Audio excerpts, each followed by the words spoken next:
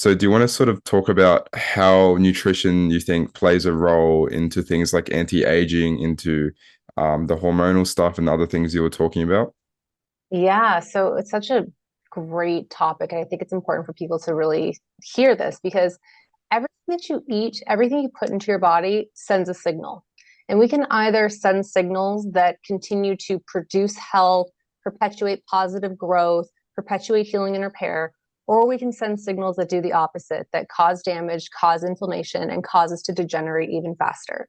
If we look around us, we see the standard American, we see the average person in the world, and they're eating a lot of packaged foods, processed foods, fast food. And we see the implications of that that are really, really widespread as far as they're consuming a lot of pharmaceuticals. Many of them are overweight, if not severely obese. They're suffering from diseases like heart disease, diabetes, various types of cancers. And that's just the tip of the iceberg, right? Because those are the really extreme things.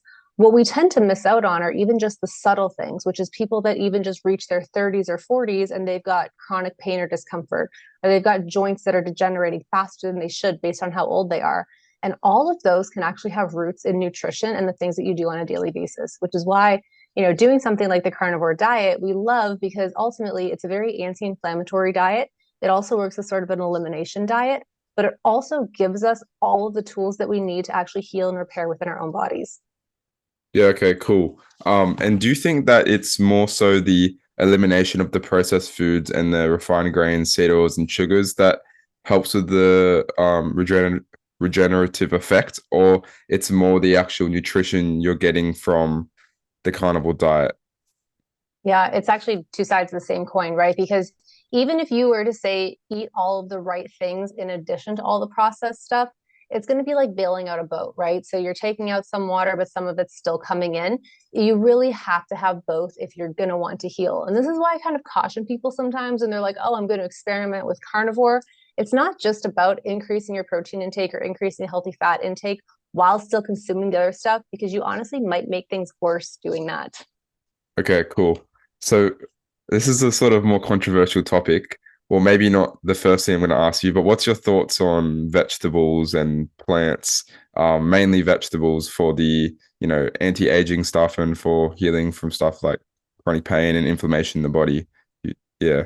Yeah. And so it's an interesting question. I used to be a huge proponent of vegetables before I turned carnivore, right? As a naturopathic doctor, you are always taught about the Well, benefits of yeah. vegetables and eating all that stuff.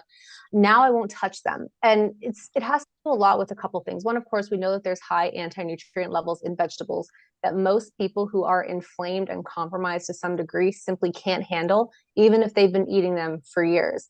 The other side of that coin is the vegetables and everything that we have available to us now have been selectively bred over decades, if not longer, to be hyper palatable to humans and to be somewhat quote unquote safe to consume.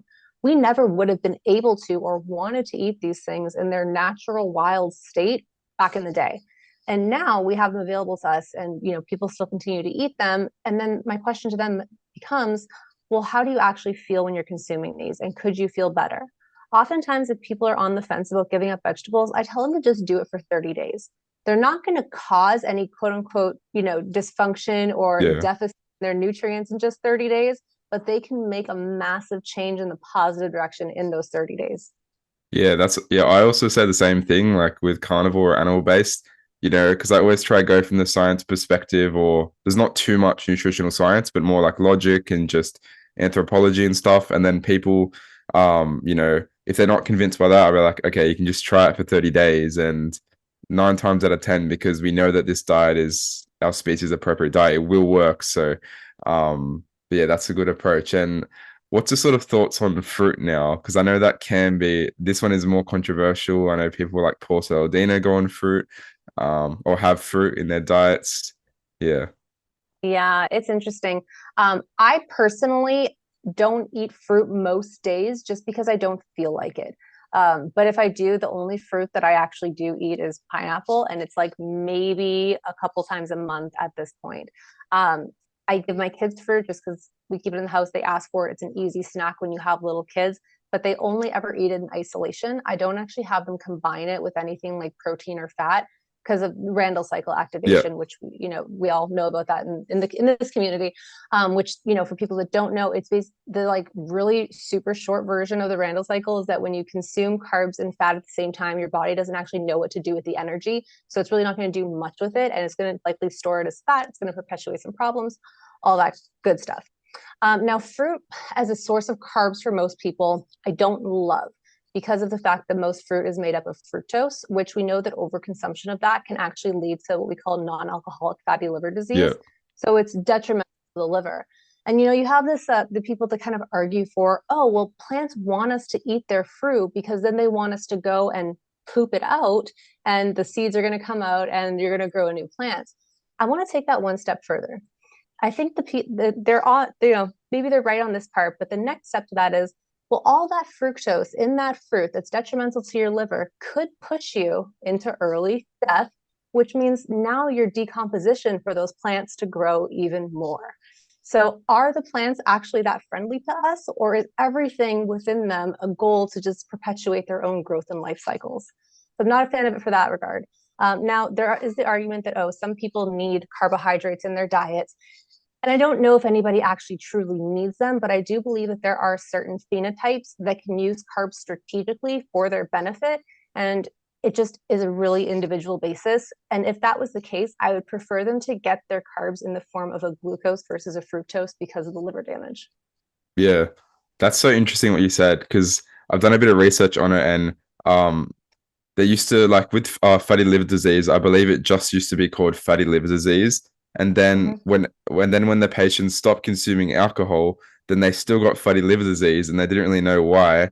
And then they made two types: non-fatty liver disease and fatty liver disease, because I believe fructose breaks down into, I think, ethanol, or like the same products or byproduct as alcohol, which can cause the same damage as onto your liver. And a lot of people think fatty liver disease is also caused by fat, which just isn't true. Um, yeah, so that's really interesting. But do you think people like Paul Saladino could run into some trouble with the Randall cycle and that sort of stuff? It's so hard to say. I mean, I've seen his videos where he dissects his own labs, and physically, he looks like he's in great shape. His labs physiologically seem to look like he's in relatively good health. Ultimately, only time will tell, because there is something to be said for a person's own individual makeup. Ultimately, we are still humans, but all of us have a completely different set of DNA. So how our genes combine to make our own unique expression as far as how we handle certain things, perhaps he is just one of those people that can handle them really well. And with the amount of physical activity he does, maybe he's actually just using them as fuel, right? I've seen some of his videos where he's surfing for like Yeah. hours a day, highly, highly demanding. And, maybe that for him, that's just the easiest way for him to get a fuel source.